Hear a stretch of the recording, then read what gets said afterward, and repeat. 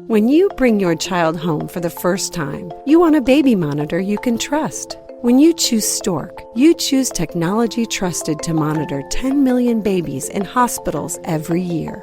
Stork continuously tracks your baby's pulse rate, oxygen saturation, and temperature. Visit MassimoStork.com to learn more. Stork, a revolutionary baby monitor, is born. Stork is not a medical device. Read and understand all product labeling. Massimo data on file.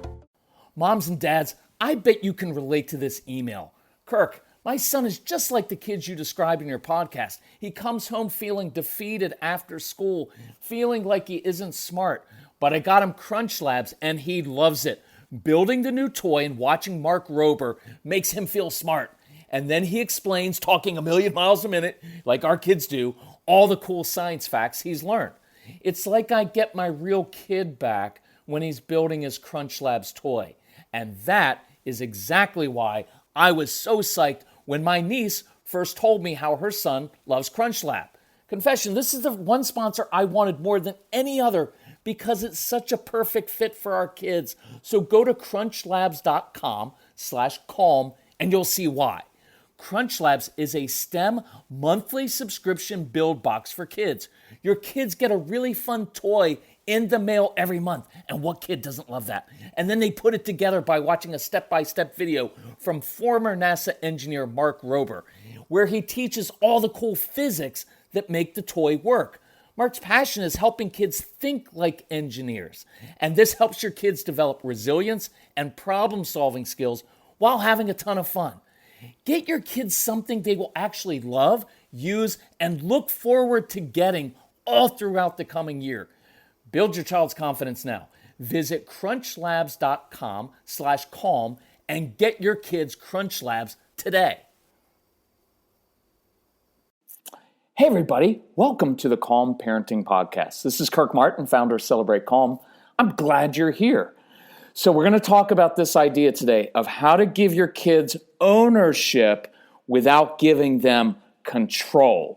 Right? Because you have kids who are kind of naturally bossy and controlling, strong-willed, want to do things on their own terms. So how do we kind of flip that around so that we don't give them control of your home, but we do give them ownership of their choices? Because if you have a strong-willed child, you must understand this and master this. Otherwise, you will have constant power struggles with this child. And if I'm honest, and I am, I will have to tell you it's your issue because it's your own control issues and you haven't learned how to give your child ownership instead of control. This is really tough, but really, really critical. So before I get there, a couple things really quickly, because I just got this common question. How did you learn to calm down? How do you control your own anxiety?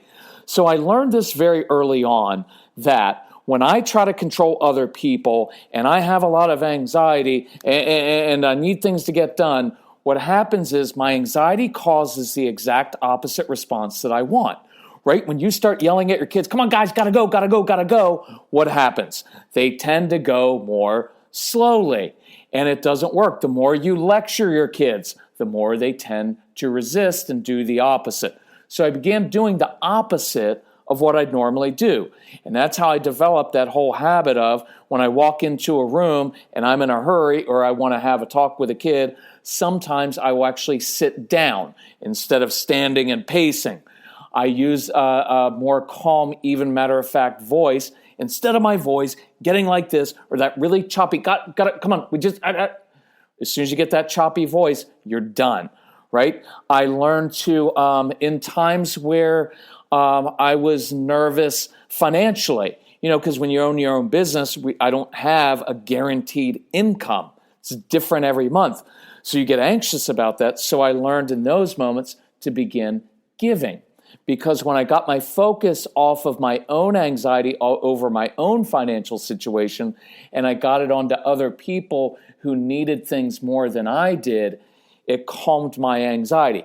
When I go to the post office, grocery store, oftentimes we're in a hurry. And what happens? We're standing in that line. We're getting irritated. We start kind of tapping our foot and our whole mood changes, right? And what happens is anxiety causes you to become very internal. You focus on yourself. And look, I'm just being honest with this. You begin to think, or I'll put it as me, I began to think that the conversation in my head is, why is everybody so slow? Don't they know that I have places to go? Oh, and all of a sudden I become very self-centered and selfish. So I began doing something as a matter of habit, which is I go to the post office, and instead of beating the old lady in line to get in line, I would open the door for one person and let them cut in front of me. At the grocery store, I allow someone to go ahead of me, as long as they don't have too many groceries, right? So it's a way of me taking back control of the situation, not by trying to control the outcome, but by controlling myself. It's really cool. So Casey and I, family, we were talking about this week. They were like, what do you want to do for your birthday? Because my birthday's coming up. By the time you listen to this, it's probably going to be my birthday. And so, look, I'm a little bit older. It's not like I get like, oh, it's my birthday and stuff. And so something we do occasionally is say, on your birthday, people tend to give you gifts. And so I wanted to turn that around and say, hey, on my birthday, why don't we do a special birthday sale? Because I'm older now. What I live for in life is I love the testimonials, right? Not like you're awesome, you're great. I don't need that, okay, anymore. I did when I was younger. I don't need it anymore. Still nice to hear, but I don't need it. What I really love is a testimonial of our relationship has changed. My child was failing in school, and now he's confident. My daughter and I used to fight every afternoon, and now we're becoming very, very close. My husband and I weren't together on anything, and now we're slowly starting to come together. That's what I live for nowadays. So we decided, let's do a special birthday sale where people can get everything that we have, right? All of our CD programs, you can get them as instant downloads, and you can get them at a really, really, really discounted price on our website. So go to celebratecalm.com.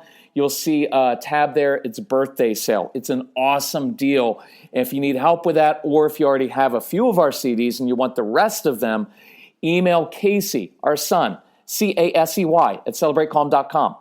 And he'll help you out. And financially, he'll help you out. Whatever you need, put together a custom package. But take advantage of this. We're doing it for a week. Because my birthday is just a day, but we're going to spread it to a week for this. So anyway, let's go to that. It's funny when I start talking fast like that, I feel like, because we're getting ready to go to New York and Long Island, and I feel like my tone of voice, my accent changes or something. Get the CD. I don't know what accent that is. It's not Long Island. It's not Long Island with your daughter, but we are coming up there. So while you're at the website, check the live events section, because we are coming to New Jersey, Long Island, Arlington, Virginia, D.C., all through Northern Virginia, Front Royal, Staunton, Virginia, Midlothian, outside of Richmond. We're going to be in Charleston, Atlanta, Texas, Ohio, Kokomo, Indiana, all over the place. So come and see us live. It's really cool. So let's dig into this. So we're not going to give kids control of our home, but we do want to give them ownership. And here's what I mean conceptually. So say you've got a big box that your kids live in, right? I create a really big box for strong-willed kids, and I say this. Here is my box. You get to live in here. It's a big box. There's lots of space in it. It's very clear rules, very clear boundaries, very clear expectations. This is not permissive parenting. Oh, just do whatever you want. You'll figure out life on your own. No, you won't. You'll end up in jail. So, very clear boundaries, expectations, and rules. Very, very clear, thick borders. But it's a big box, because when you have strong-willed kids, people tell you, you better clamp down on that child. That'll work really well if you want to produce a really defiant child who's really frustrated and fight with them their whole life. But I want to create a big box, and here's what I say. Within this box, I will give you some space. Space is really important. You can't stand over the strong-willed child. I will give you some space to do things and do them differently than I would do them, as long as we accomplish the same goal, the same objective. Does that make sense? I'm not saying if you want to do your homework, oh no, homework's getting done. I just don't care how you do it. You want to do it standing up at the kitchen counter, listening to music, eating a snack? Go for it. Want to do homework sitting in your closet?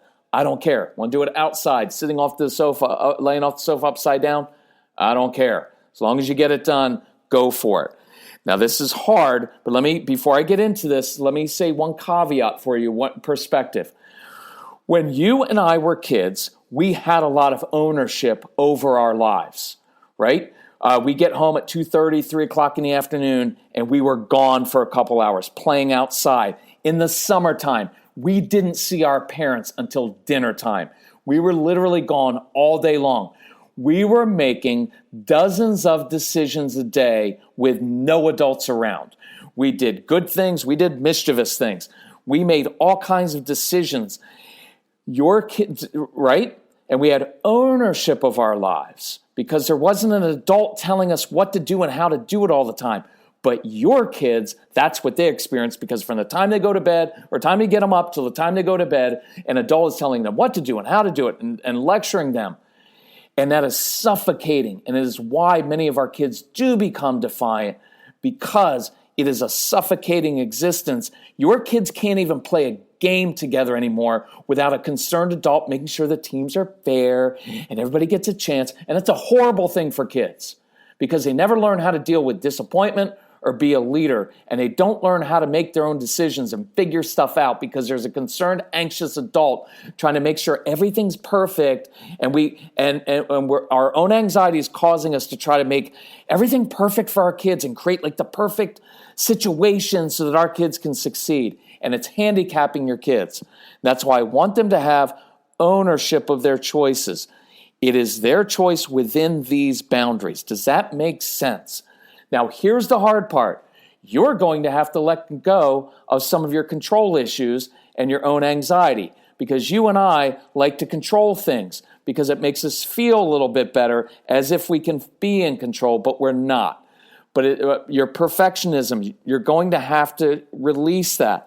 I just was emailing with a mom, and she said, but why? Why can't my daughter just do things the way I want her to do it? Right? Because this mom is, I believe she's a homeschooling mother. Or no, I don't even think she is. But her daughter has to do sing and do a certain amount of piano practice every night. Mom, logically, wants her daughter to do 30 minutes of singing, 30 minutes of playing piano. Shouldn't be that difficult. Makes perfect sense to me. But guess what? The daughter doesn't want to do it that way. She wants to one night sing for the full hour, and then the next day do piano. And what I emailed with this mom is, why? Why does she have to do it your way in this situation? Why? Is it just because that's the way you would do it? Well, your daughter's not you. And at some point, she's going to be independent in life, be on her own, so she better figure out how to do things for herself and figure out, maybe, Mom, your way is the right way, but you're never going to convince her by just telling her all the time, you have to do it this way, because guess what she's going to do then? Nothing. Is that not true? That is absolutely true. So why not instead turn it around and go up to your daughter and say, you know what I love about you? I love that you have strong opinions. I love that you have a strong sense of the way you like to do things. Guess what? I apologize. You don't have to say it like this, but I would. I apologize for being a control freak.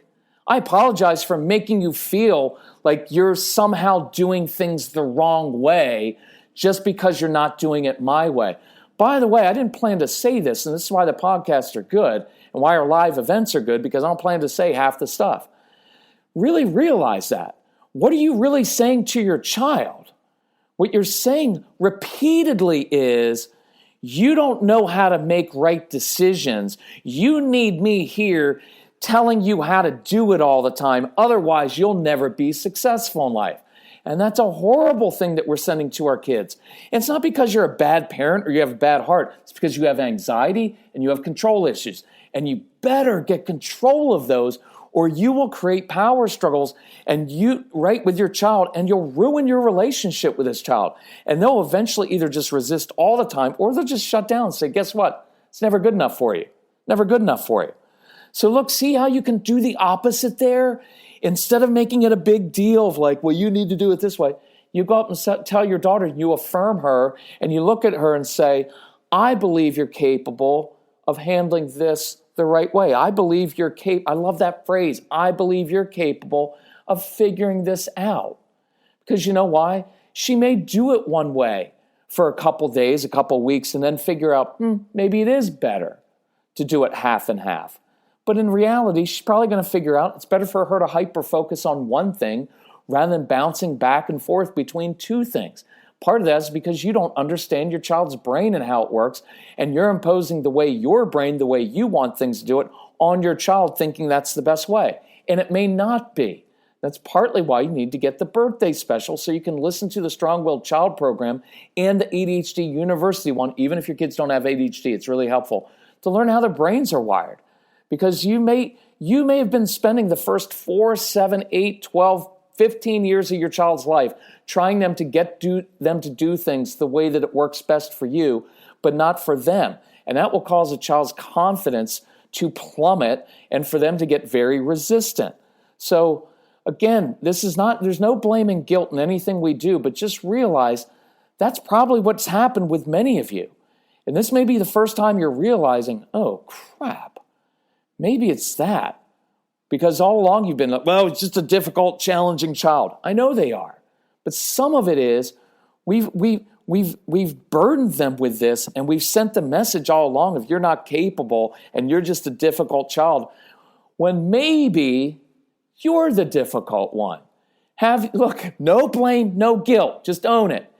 What if in fact the truth is you're the difficult one?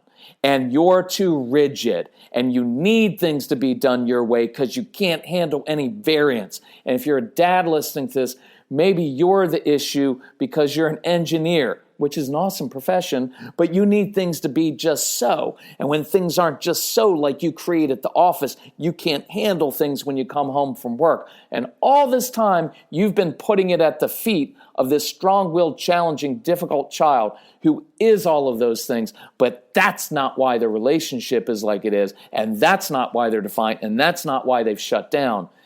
Maybe it's because we played a part in that, and we need to own that as the adult in the home. Does that make sense? Let me give you a couple examples of some ownership. I almost want to split this into two, but I'm not. Let me just go with this. So we've got, let me do this one, quick one, apology. So you've got 2 daughters, and one daughter is says something mean to her sister. Your natural response, nothing wrong with this, is to go to the one child and say, young lady, you need to apologize to your sister right now. And when you say right now, virtually guarantees she's going to say no. Then you come with a threat. If you don't apologize to your sister, I'm going to take away everything you own. Then your daughter's going to look at her sister and say, fine. Sorry, stupid sister. Right? Because that's how it works. Because you just forced an apology rather than leading your child to contrition. But ownership says this. What if you were to walk up to that daughter and say to her in this tone, hey, honey, I know that when you're ready, you know the right thing to do. And then you walk away and drink. Because this is really, kidding, don't drink. But you're going to walk away. This is really hard because now you're giving her ownership of how and when she apologizes. When I say when you're ready in a power struggle situation, it gives her some space because that's opposite of saying, I want this done right now, because that doesn't work with a strong-willed child. And if you think it is, enjoy the continued power struggles, right? Because I know some of the people, I see at live event, well, they just need to learn it's my way or the highway. It's like, okay. And I just hope you know you are going to set up power struggles with your child, and it's your issue because you're a grown adult and you haven't learned how to lead and you're demanding things, and that's your issue. And you're basically just saying you want a ruined relationship with a child that you brought into this earth that you adopted, right? So I'm not talking about giving kids control. I'm talking about giving them some ownership. So when you walk away, you give that daughter some space so that she can apologize. But look, she's not going to apologize right now. And you're going to be laying in bed tonight thinking, are we raising a sociopath? Why can't she just apologize? It's not that hard. And I get it, for you it's not. But for many of your kids, these things are a little bit harder, and they want to own it on their own terms. And that's not a bad thing for them to own their choices. And so tomorrow morning, your strong-willed daughter is going to get up and do something thoughtful for her sister as an act of contrition. And your appropriate response is to go and give her a little fist bump and say, saw what you did for your sister. Shows me you're growing up. Boom, that's it. And then walk away. Don't belabor it. No long lectures, no teaching moments, right? No getting upset because she didn't use the actual words. Sister, I'm sorry. She's not going to use those words. You know why? Because you want it too badly. And you, right? And that's your issue. There's nothing that says apologizing requires those two words. She showed through her contrition and a kind act that she was sorry. I'd rather, look, if you want to get into this, I'd rather have people show me by their actions than just give me some flippant words, right? So that's ownership. Let me give this one. I've probably done this one when I did the podcast on the morning routine, but let me refresh your memory. So my natural response in the morning is just like yours. I want to go in and tell that child, you got to get up now, you got to get dressed, right? Or go get your shower, get dressed, eat your breakfast, brush your teeth, do all your stuff, get to go, move. I'm going to create a little behavior chart for you. I'm going to do all those things. Fine. But what if you were to go into your child, say this, look, especially as you get a little bit older, here's the deal, Jacob. School bus comes or the carpool leaves every morning, 7:22 a.m. I have one goal for you every morning. I want you on that school bus or in that carpool, 7:22. I don't care what you look like. I don't care what you smell like. I don't even care what's in your stomach. Be on that school bus, 7:22. If you're smart enough, right, watch, I'm giving him some ownership. We are agreeing on the goal. The goal is I want that kid's butt in the car or in that bus, 7:22.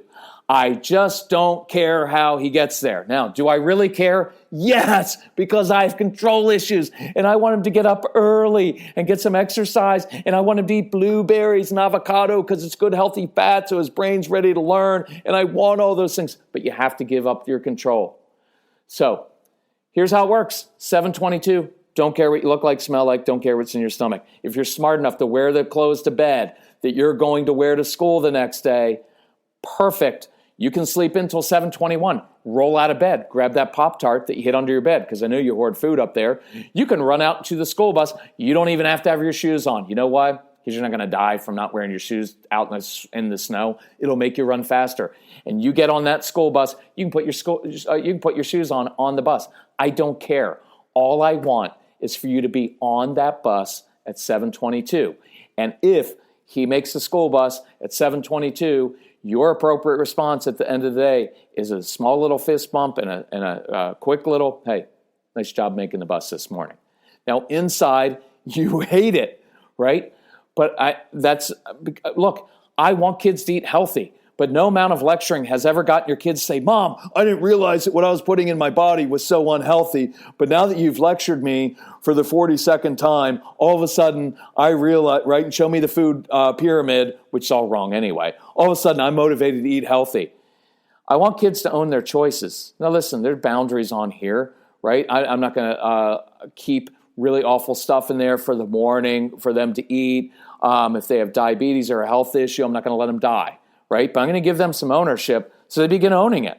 They begin doing it in a different way. Let me do a quick one on defiance. This is a shorter version, and you'll hear all this stuff, right? Just look, it's all controlling your own anxiety and your own control issues, and that's on the 30 Days to Calm program and on the Straight Talk for Moms program to help you through this stuff.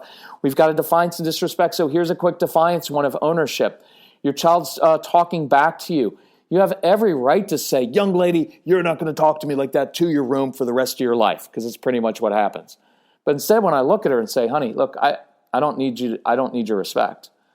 Right? You may continue to talk to me like that, but I don't need your respect because I have something called self-respect. And if you think you're going to talk to me like that, then I'm going to turn around and leave the house at night and get in the car and take you through that traffic to an extracurricular that costs too much and you're not even good at. I'm kidding with that. Sarcasm, leave off. Got another thing coming. But when I hear you talk to me like that, usually what it tells me is you're anxious, you're frustrated, or you're hungry. So two options. You may continue to talk to me like that. You have ownership. You can do that if you want. It's just not going to end well for you. But if you want me to help you with your anxiety or frustration, something happened at school, or you're hungry, look, I'll meet you in the kitchen and we'll grab a snack together. We'll go walk the dog together. I'd love to listen to you. Ownership. You choose. I'm good either way. Choose to talk to me like that, you just basically lose all your stuff. I'm not going to get upset because I'm not looking for validation from a teenage child. I'm not going to take everything personally, right? That's what the mom in that email said. Watch what she said. I feel disrespected that she wouldn't just accept my answer. Oh, that's a big trigger for you, isn't it? I feel disrespected that my daughter or your son wouldn't just accept my answer. Look, if you have a strong-willed child, they're not. They're not going to do that. They just aren't. By the way, they shouldn't just accept everything. We want kids who are like, I promise you, this is a good trait. It's a good trait. Stop taking it so personally. Give them some ownership, okay? It's a really cool thing. Let me do one more example. And because I want to get into this, one more kind of good language here to use. And I encourage you with this to really work on this stuff, because this ownership thing is really, really important. You have no idea how important this thing is, and it's very foundational. And we go through it in great detail, especially in the Strong-Willed Child program. By the way, quick little note. I started doing a separate podcast, an additional podcast, and I did it for, it's called, if you want to Google it sometime, it is Calm Christian Parenting Podcast.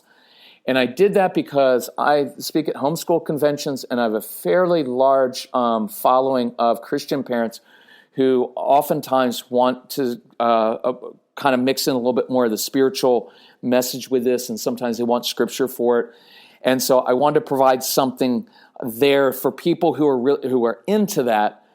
I can go a little bit deeper into that. So if that's of interest to you, and it may be of interest, I'm covering some cool stuff. And even if you've been really hurt, which is probably about like 70% of us have been hurt in some way by organized religion and other things, you may find that it's fairly friendly if you want a little bit more of a spiritual perspective on things. I just wanted to know, you don't have to do it at all. But it's Calm Christian Parenting Podcast. Might Celebrate Calm, you'll find it. So let's do this example. We were in Fort Benning, Georgia. Awesome place, training drill sergeants and their wives. How often is that? How awesome is that? We're training drill sergeants whose job is to yell at young recruits all day long, then come home because they live on base and then not yell at their children. It was awesome. So this mom would come out to the evening workshop, and sometimes we'll do an evening and then we'll do the next morning. And again, if you're interested, reach out to Casey and invite us to come, because we love the live events. And the mom said this the next morning. She said, when I got up this morning, my daughter was just filled with anxiety. Mom, I don't know what I want to eat. I don't know what I'm going to wear. And I don't know where my homework is. And mom said her first instinct was to jump in and solve it. Because moms, you can solve everything. You know where everything is. You know exactly how it works. And you can say, boom, boom, boom, boom, boom, get it done like this. But instead, mom stepped back. One of our favorite phrases is, when we step back as parents, it gives our kids space to step up and be responsible for themselves. So when we step back from lecturing, which is micromanaging, from controlling every situation, from doing everything for our kids, right? When we step back from fixing all the situations, it gives your kids space to step up and be responsible. So instead of controlling everything, mom stepped back, looked at her daughter and said, honey, I believe you're capable of handling this yourself. Mom walked away and started to drink. Kidding again, but you're going to feel like it, because this stuff is really hard. It's going to cause you to grow up. It's going to cause you to grow up and deal with your own issues. So what happens? Daughter starts stomping up the stairs. And that is a trigger for you, because she needs to be grateful, and you're not going to stomp up my stairs. And she gets upstairs and she slams her dresser drawer looking for the right clothes, because your kids are difficult like that, and only certain things feel comfortable on certain days. And you want to go upstairs and say, young lady, you don't have to respect me, but you're going to respect my furniture. How many of you do that one? But the mom didn't do that. She gave her daughter some space, because space is important. 7 or 8 minutes later, daughter comes walking down the stairs and says, Mom, figured everything out. I'm good. Have a good day. Like nothing had happened. And Mom said it was really hard to step back for 2 reasons. One, because I have so much anxiety, because I'm concerned about my daughter's future, and because I don't know how to handle these situations. And she said, it's hard to step back because I have control issues, and you have control issues. You want things done a certain way, perfectionism. And she said it was so hard. But after as I began to learn to step back, my daughter is becoming more responsible for herself. That's what I wanted in the long run. I just don't like, and I've stayed in touch because this is a really cool community, and I love this family. It's really awesome because the dad really stepped up and started doing the push-ups thing, started controlling himself, started taking a knee when he comes home, right? Started really controlling himself instead of controlling his kids. This family really stepped up, and what they said was they don't always like how their daughter does things, but she's being very, very responsible, and that's what we want in the end, right? So I want you to practice this week, control your own anxiety, control your own control issues, your own perfectionism, and begin to give your kids some ownership of their choices. They're not going to do it perfectly the first time, so remember to affirm them for making progress, not perfection. If you need help with this, do get the program this week during the special, the birthday sale. You get about 30 hours worth of very, very specific instruction, and I can't do it all in a podcast. I can do it. It builds. It is extremely effective. It is the one thing I know through the years that has caused more change in families and breaking generational patterns than anything else. And you get them as instant downloads. You can get physical copies. You can get both. If you need help, reach out to Casey, Casey, at celebratecalm.com. Remember to see us live. We're going to be all over the country in the next 6 weeks. So look at celebratecalm.com for the birthday sale. Look up live events, free events. Almost every one of them is free for you to join. And please, if you find this podcast helpful, share it.